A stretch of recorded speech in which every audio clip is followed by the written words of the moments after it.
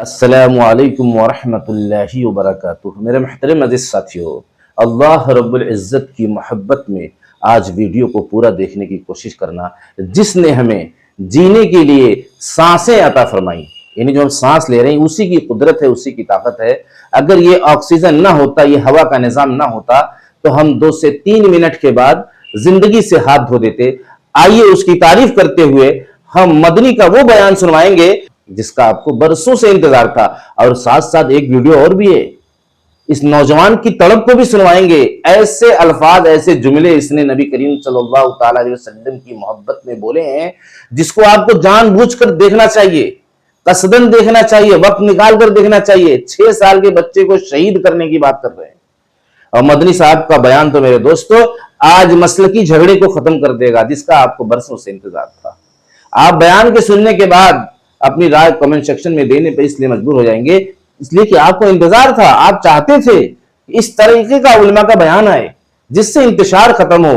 اہل حدیث، شیعہ، بریلوی مسلک، دیوبندی مسلک جو آپس میں دوریاں ہیں، اس کا کچھ ایسے انداز میں خلاصہ آپ کے سامنے آنے والا ہے جس کا آپ کو برسوں سے انتظار تھا۔ ہاں میرے دوستو، مجھے تو بہت خوشی پہنچی، اور صرف مسلکی جھگڑے کو ختم کرنے کی بات نہیں، بلکہ ہندو، مسلمان، سکھ، عیسائی، آج سب کا ایسا بینیفٹ ہوگا کہ سب کے دلوں کو اگر ٹھنڈک نہ پہنچ جائے میرے دوستوں تو کہنا۔ آئیے دل کے اطمینان کے ساتھ اس بیان کے ایک ایک الفاظ پر غور کرو جس کا آپ کو برسوں سے انتظار تھا۔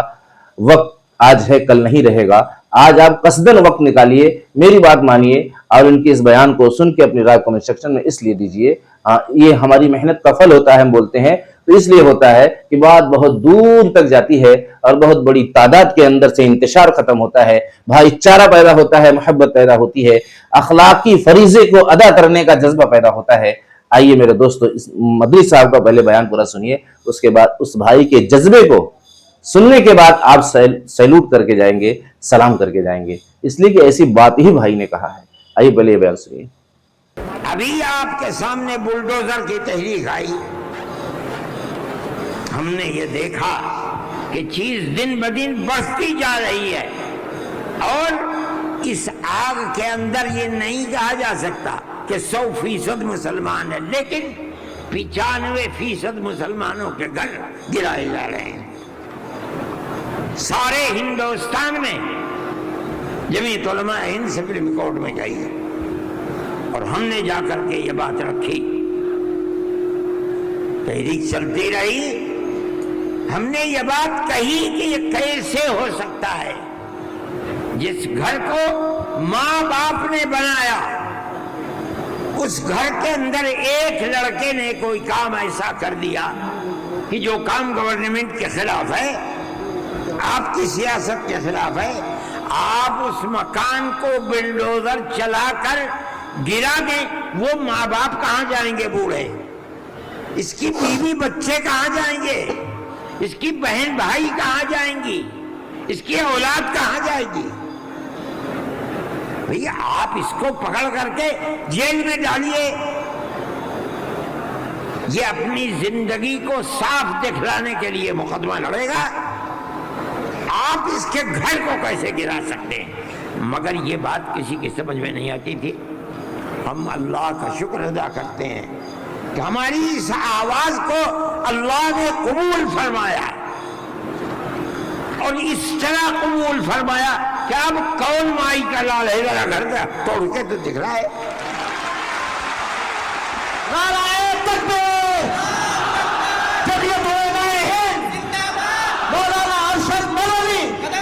میرے بھائی، یہ فیصلہ دینے والے مسلمان نہیں تھے، مدرسے کے پڑھے ہوئے نہیں تھے،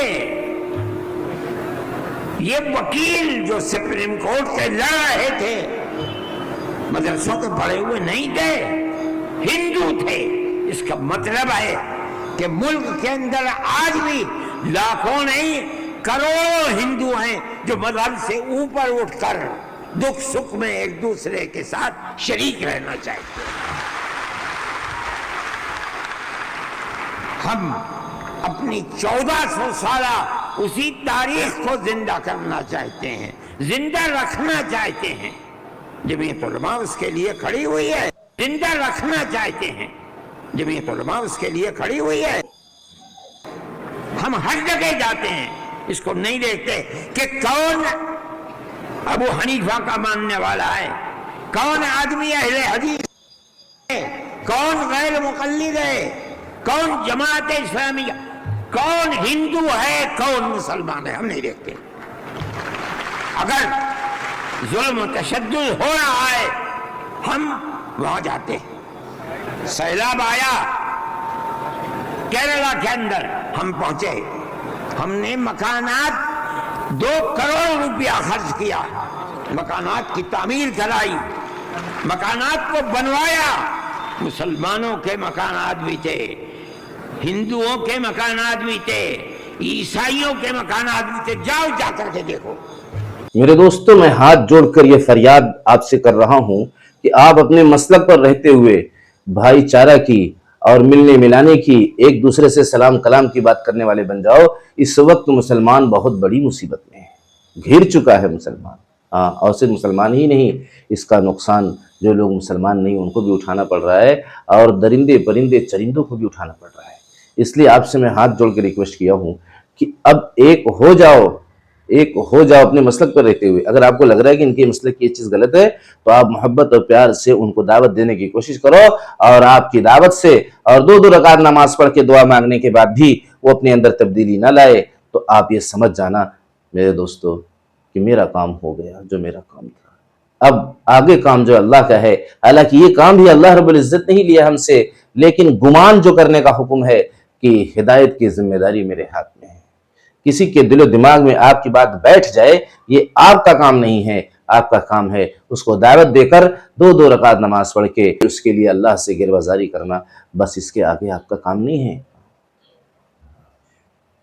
इसके आगे अगर आप कुछ बात दिल में ख्याल में ला रहे हैं, ये क्यों नहीं मानता, ये क्यों नहीं समझता, ये उल्टी खोपड़े का इंसान है, ये बदतमीज़ है, इसके अंदर जो है मसलक बैठ गया है, ये शरीयत के, ये जुमलों का एहतियात करके आप सीधे से दावत पहुंचाओ और सलाम कलाम जारी रखो, वरना क़यामत में तो ऐसे मंजर मेरे दोस्तों क़यामत के हमारे सामने पेश किए जाने वाले हैं, जहां दूध पिलाती माँ अपने बच्चे को भूल जाएगी, लोग अपने गट्टों को चबा जाएंगे, उनको एहसास नहीं होगा, आंखों की ऐसी टिकटिकी बधेगी कि पलक झपकेगी नहीं वहां के आदाब को देखकर, वहां के मंजर को देखकर। आइए मेरे दोस्तों, बड़ी खुशी हुई कि आप वीडियो पर बाकी रहे, लाइक कमेंट का मैं इंतजार करूंगा। अब इस भाई के दर्द को सुन लो मेरे दोस्तों, बस उसके बाद वीडियो को खत्म करेंगे। ये सीना है, इस पे गोली मार दो, बुलडोजर चला दो, बोटी बोटी कर दो, हमारी बर्दाश्त कर लेंगे एक बार को। हमारे माँ बाप कुर्बान, हमारे बीवी बच्चे कुर्बान, मेरा 6 साल का बेटा है, मैं नामूस रिसालत की खातिर अलल ऐलान कह रहा हूँ, अगर मेरे नबी की बात आएगी तो मैं अपने बेटों को भी कुर्बान करने के लिए तैयार हूँ। अगर ये गुस्ताख मेरे बेटे को कत्ल करेंगे, मेरा बेटा शहीद हो जाएगा, मैं तब भी गम नहीं करूंगा। और याद रखो, नामूस रिसालत पर जब बात आएगी, हम लोग खुदा की कसम खामोश बैठने वाले नहीं है। तुम्हारी कानून के दायरे में रहते हुए खुदा की कसम तुम्हारी ईंट से ईंट बजा देंगे। और जिनके बलबूते तुम बेगैरत के बच्चों कूद रहे हो ना, वो आज है कल नहीं थे, जो उनकी जगह थे वो नहीं है। वक्त बदलेगा, हर अंधेरे के बाद रोशनी है, हर रात के बाद दिन निकलेगा, और जब वो दिन निकलेगा ना, खुदा की कसम सवाल भी हमारा होगा, जवाब भी हमारा होगा। कटघरे में तुम खड़े होंगे और तुम्हारा पुरसाने हाल कोई नहीं होगा।